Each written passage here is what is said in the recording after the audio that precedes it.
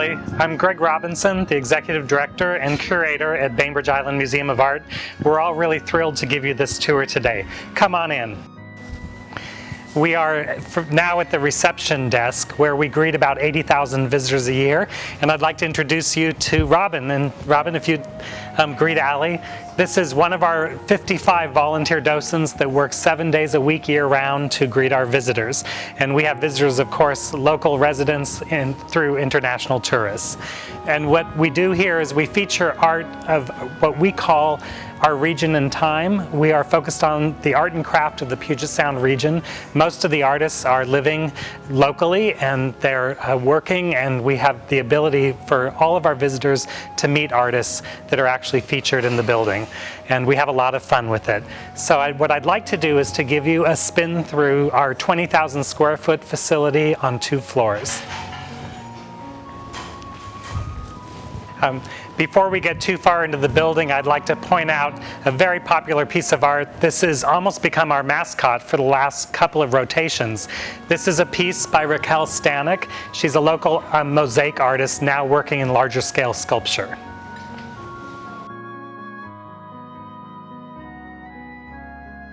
Going to tell you a little bit about our public spaces. A very popular one is our bistro, and this is the bistro staff. In the Bima cap is Melinda Lucas, our chef. And we have some wonderful food. We serve lunch every day. We also cater specialty functions, parties, receptions. We just had a rehearsal dinner for a local wedding, and that went off very, very well. And as you can see, we also have some outdoor seating, which is open many months of the year. We've had a glorious summer, and now at this point we can see people outside from late spring into late fall. Now we're in our museum store. We have a wide selection of handmade items by local artists and craftspeople. I'd like to introduce you to Woodley Hubbard. She's one of our store staff, but she's also a well-known children's book author and illustrator. Hi, Allie. I'm a big fan of children's books, and the one I like of yours the best is Oh Boy Babies. You're teaching kids something in a funny, amusing way that's very meaningful in life. And I know that to do that in a children's book takes a lot of, a real gift, and you certainly have it. I understand, Allie, that you have some jewelry from our museum store. Woodley, could you find Yes. that artist's work? I actually know the necklace you got because we all loved it and wanted it. The artist is a local artist. Her name is Zuzko, and I believe you got a labradorite necklace, and these are some earrings that are by the same artist.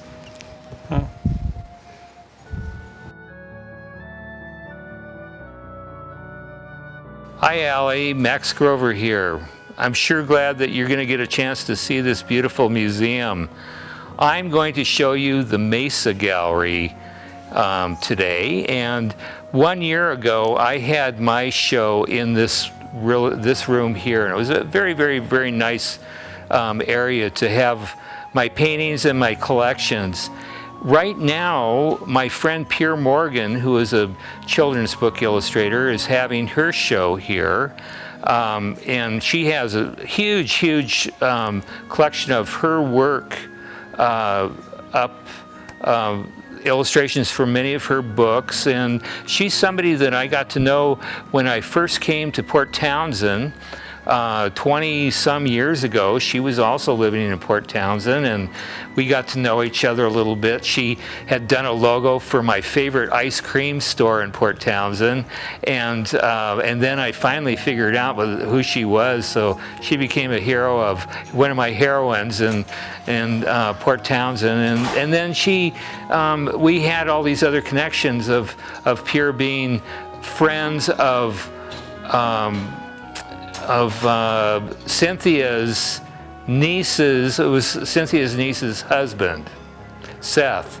So it was a small world, it turns out, and everybody knows each other here. So it was really, really nice to get to know her, and then we keep bumping into each other as well.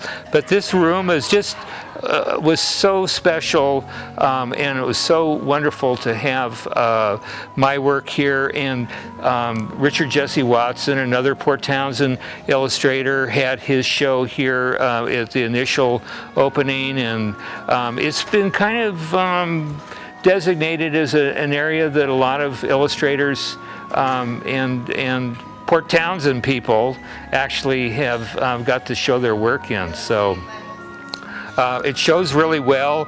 Many people, hi Greg, many people get to come here into this room. It's the first gallery really that people walk into when they come into the museum. So very strategically located next to the cafe.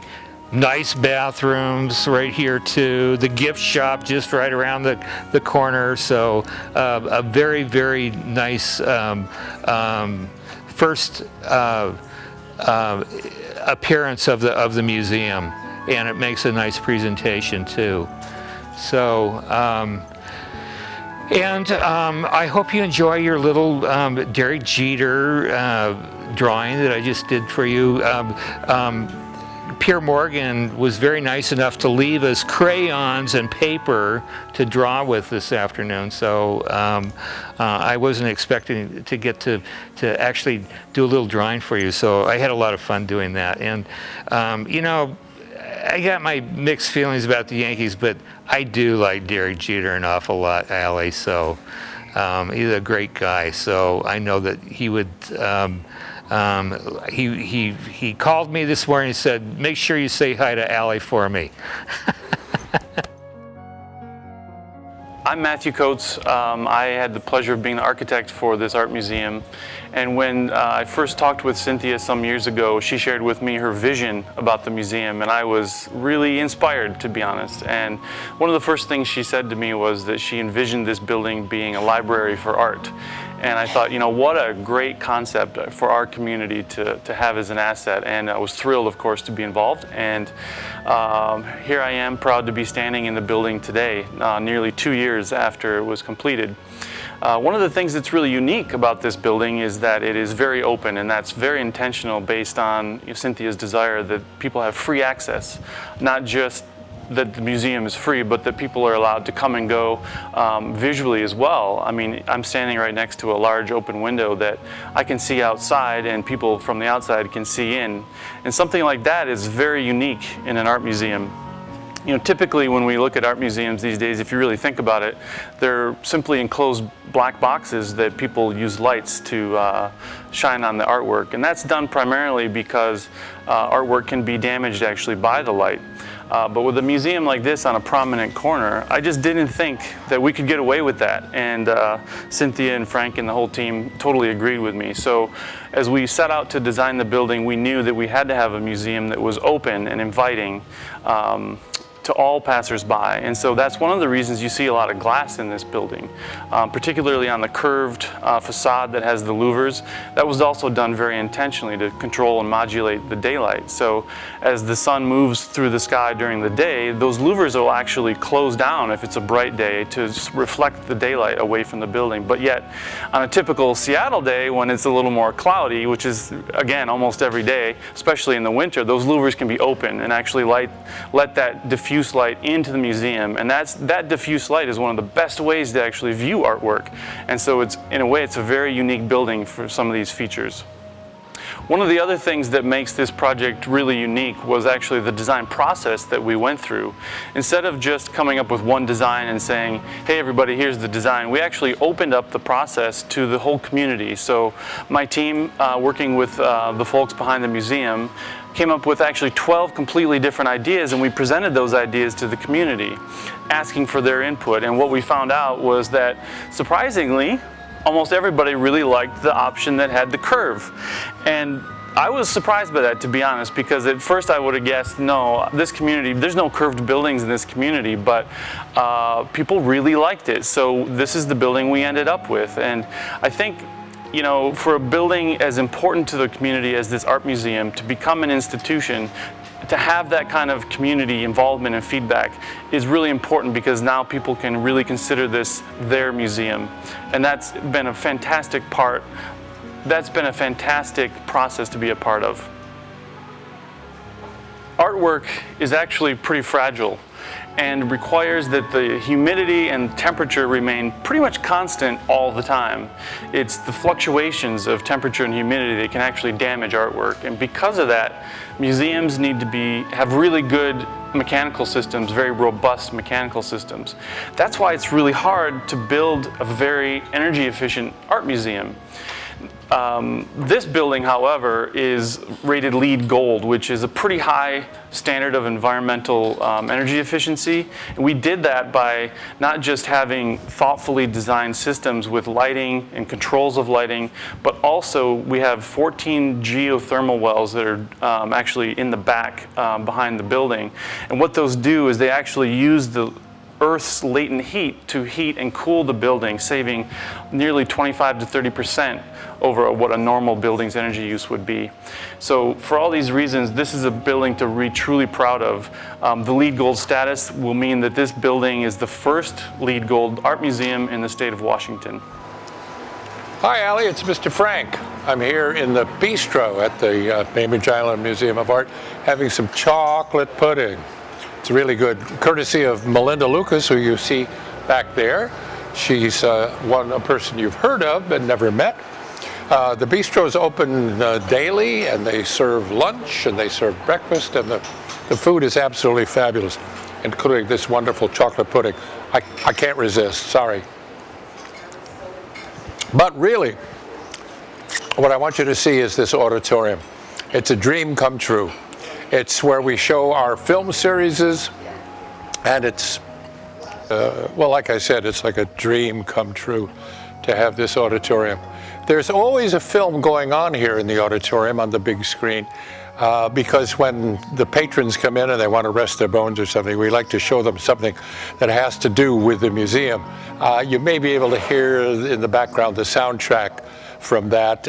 This current film or video that they're showing is about one of the featured artists here at the museum. Anyway, this is where we do our film series. We have a capacity of about 100 people, and we've had wonderful series. We have film noir series. One of our upcoming ones is Essential European, which means Truffaut and Fellini and, you know, that kind of stuff. Wonderful films. And we have a little introduction to it every time, and then we have a discussion afterwards. So it's not just the enjoyment of the film, it's an educational experience too. This seating is phenomenal. It's so comfortable, it's just absolutely great. It's not so comfortable that you're going to fall asleep, but it's comfortable that you're not going to be restless. Nice separation. We went through a whole lot of stuff to get these seats, to find them and get them. And this, as I say, is just ideal. I'm a great believer in seeing movies in this sort of a circumstance, with a big screen and adequate sound, not just adequate sound, wonderful sound, and great projection. And a community, you know, other people in watching it with you. It's not like, you know, watching a movie on an iPad or an iPhone or whatever, where you're all by yourself and you, well, you don't see detail, you don't get the subtlety at all. Movies were made to be shown in an auditorium or in a theater. And that's why I say, oh man, am I happy we have this.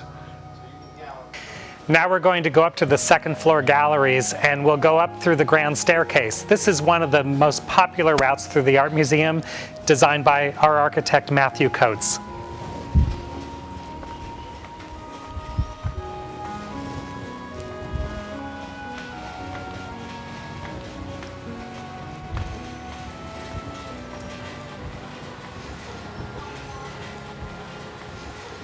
One of the distinguishing architectural features are these aluminum louvers, and they they help us to keep the bright sunlight out of the building and also allow us to be more sustainable in terms of our electrical energy use. We, of course, don't get as much heat in the building when these operate. They operate in 3 sections. As the sun comes around, they'll close, and it helps us to display a real diversity of art in the building.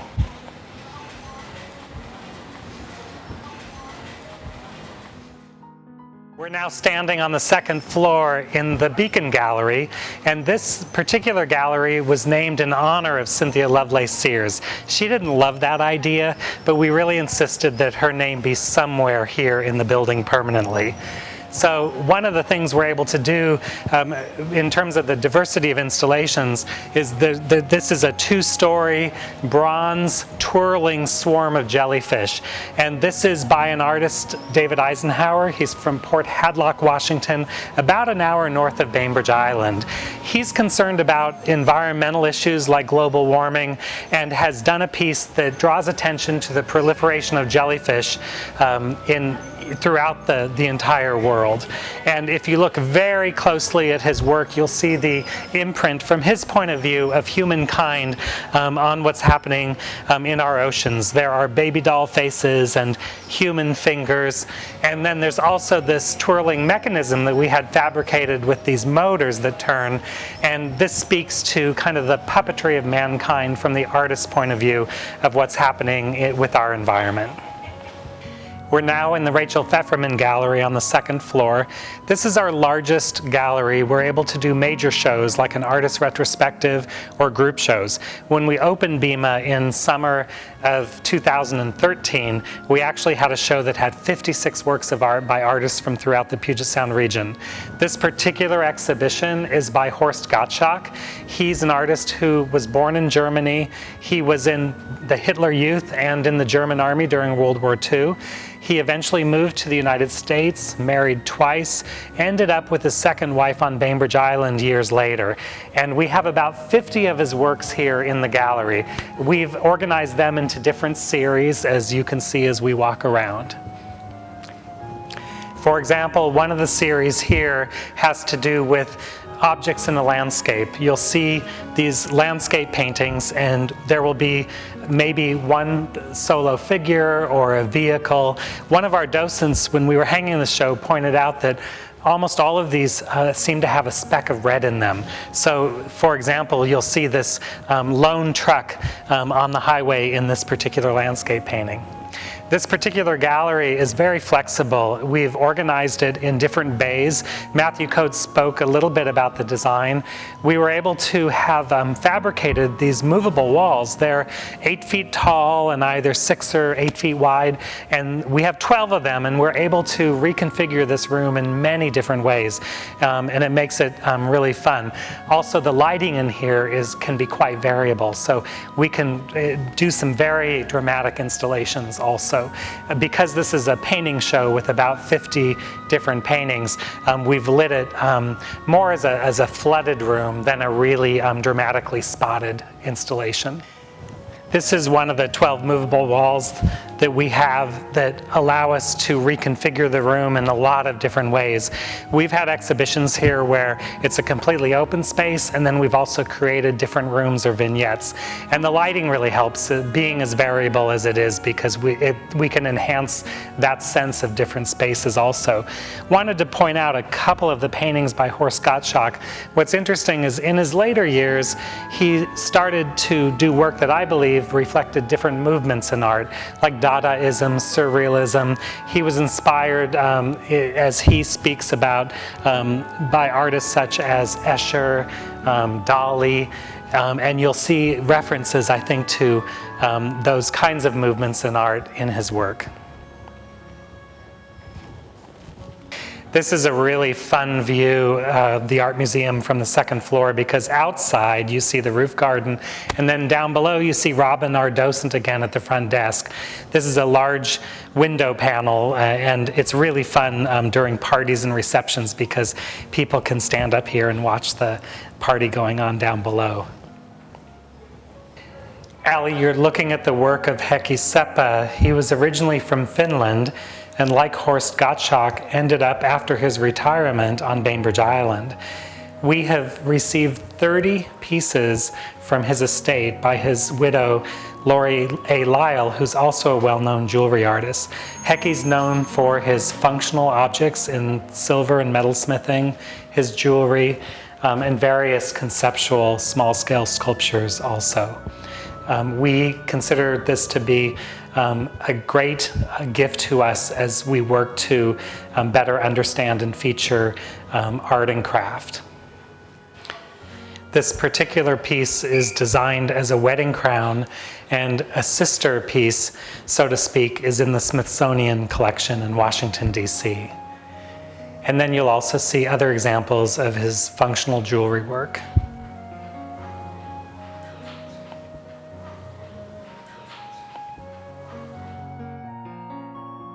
We're now out on the roof garden.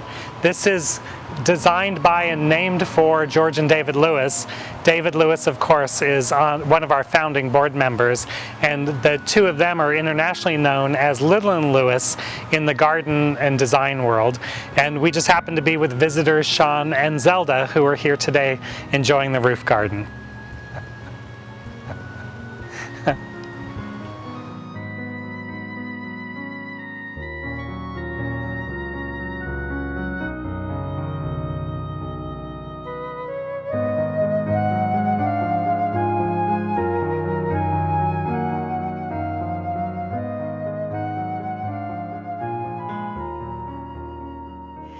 Well, Allie, 'tis I. We are now in the book room, which is my favorite part of the entire museum, the Sherry Grover Gallery. And these, as you know, are artist books. Right behind John, who is doing the videography for us today, there's a screen, and at this moment it's showing Mayor Blocker's Fancy, which I know you know and enjoy. And I'm going to start in here with a couple more of Mayer's books. This one is called Language of the Glove, the one that's in the shape of gloves. And on one side is a gesture you make with a glove. You put a glove over one hand, or you slap both gloves in your hand, or you drop one on the ground. And on the other side, it's the message that you are sending. So drop both gloves means we are being watched, which I think is true in this case. So if I had gloves, I'd drop them.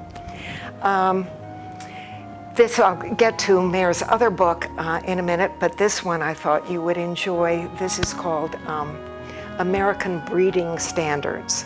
And the book artist, Ellen Knudsen, took two books of breeding for the American saddle horse and for the German Shepherd. And she went through and took all of their instructions on how to develop the perfect specimen, but applied it to women. So you have instructions in this for the human female, how to develop the best conformation, the best disposition, the ease of training, etc. It's a very important book. I don't know how we raised our daughters without that. This is another book of Mayer's. It's one of my favorites. It's called The Ultimate Self-Help Book. And she took the game of operation and turned it into how to exorcise your mother. And it's all the different areas that would be ailments in the operation book are now the irritating qualities a mother might have, and how a daughter can be instructed to remove them without actually doing damage to her mom.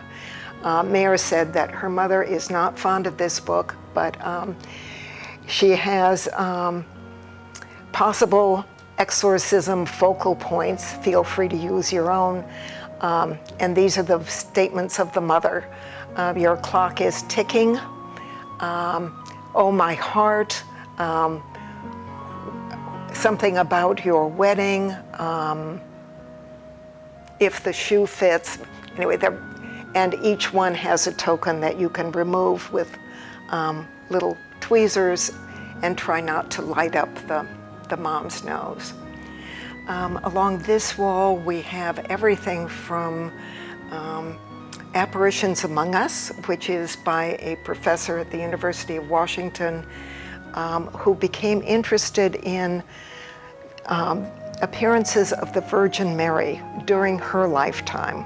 So Lou recorded, I think there are 30-some times that in the 60 years that Lou was on this earth, that the Virgin Mary appeared. And she writes, she has the physical location, and she also mentions some of the difficulties that arrive as a result, like with the neighbors not wanting to be overrun by the faithful and getting into a real brouhaha in which the riot police had to be called out. But fortunately, the Virgin spoke to the homeowner and suggested that the site might be better moved to the location of the former World's Fair. And they did that, and so she continued, the Virgin continued to appear, but not with any upset in the neighborhood. There's a lovely book here of Mark Hopman's on his daughter. They're original illustrations that he did every couple of years of his daughter exploring a beach, and it's called The Journey. And they're beautiful. In this case is a wonderful book called After Water Aerobics by Lois Morrison, who is a woman of a certain age. Actually, I think she's 80. And she lives in New Jersey. Very serious book artist, but this is just a joyous, interactive piece that Amy Goldthwaite, whom you'll meet in a moment, will demonstrate for you. Amy is the docent who lives in this book room when she's not at home with her dog and her husband, or her husband and her dog, I should say. In the next case is a book called Brought to Bed, and it's an unusual, a one-of-a-kind piece in which the story of the book is embroidered on the bedclothes, on both sides of the mattress, on the blankets, on the sheets, the pillows, etc. And they're excerpts from diaries and letters and court cases and records of all kind of women who gave birth at home in bed, and with either wonderful or horrific consequences. In this case, we have one of three pieces by Diane Jacobs, and you'll see all three of them. Diane started out as a printer. She's a very passionate women's rights advocate, and she creates her one-of-a-kind sculptures out of paper that she has printed and then worked into a three-dimensional form. And this book is called Sheitel, or curly wig, and it is the wig that an Orthodox Jewish woman might wear in order to keep unwanted glances, or in order to protect herself from the unwanted stares of people. What Diane has done with it is on each strand in this wig, she has printed every foul and insulting epithet that was ever applied to a Jew. And the wig is preventing that consciousness from entering, or those thoughts from entering the consciousness of the woman who wears it. And similarly, another one of Diane Jacobs, the summer hat with flower, is the sun hat. Instead of protecting a woman from the rays of the sun, is protecting her from all of the foul and nasty things that people say about women. Okay, that's going to be it for this side. And now we'll move over here. The subject for this whole show is women now and then. So we have so all of the book artists are engaged with some aspect of womanhood, whether it is social, political, clothing, accessories, whatever. This piece behind me is by Sandy Washer James, who is extremely political. Of all the book artists, she is probably the most focused on issues involving women. So this piece, which folds up into 4 little books but opens to a wall piece, is a quote from Sophie Tucker, and it's what she needs, it is called. So what she needs is, from birth to age 18, a girl needs good parents. From 18 to 35, she needs good looks. From 35 to 55, she needs a good personality. And from 55 on, she needs cash. So good old Sophie Tucker, what she needs.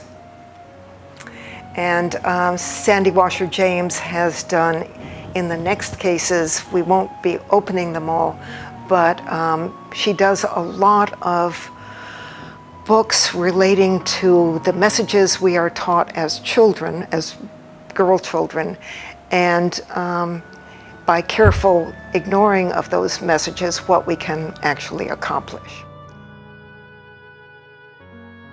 Another example of Sandy Washer James's work is this book called We All Think So, Dear, which she has printed in the form of ladies' handkerchiefs, and that are presented in a handkerchief box with a handkerchief on it, beautifully folded. And this is explicitly the messages that we are given as girl children. Don't be pushy. I wouldn't if I were you. Who does she think she is? And for example, Dorothea Dix, who ignored those strictures and was an advocate for the mentally ill for her whole life, and was pushy and did not mind her place as she was told as a child. This one is called Striped Brown and Crimson Bra and Undies. The thing that delights me the most about this is that she has taken what we call unmentionables, and on them she has mentioned everything that we're never supposed to mention. So it's all of the terms for the parts of the female body that would be covered by a bra and panties. And they are extremely rude, and you'll get a close-up of them in a minute. More of Sandy Washer James. Just a Woman is a set of paper dolls representing women that have triumphed in their particular sphere, and going from Marian Anderson to Katharine Hepburn. I mean, a wide range, political figures, writers, social workers, etc. Her Blue Body is a beautiful little book that is, the text is from Alice Walker's We Have a Beautiful Mother, and the artist has made a kind of globe piece out of this that unfolds in this myriad of ways. And the final ones of Sandy Washer James is a series she just started for the first time this last year, and they're called Anonymous, Still Anonymous. The set is called Still Anonymous, and they are reproductions of photographs that Sandy found in bins with no indication of who they were or what the story was of these women. And she has created a book about the women, but it is sealed shut.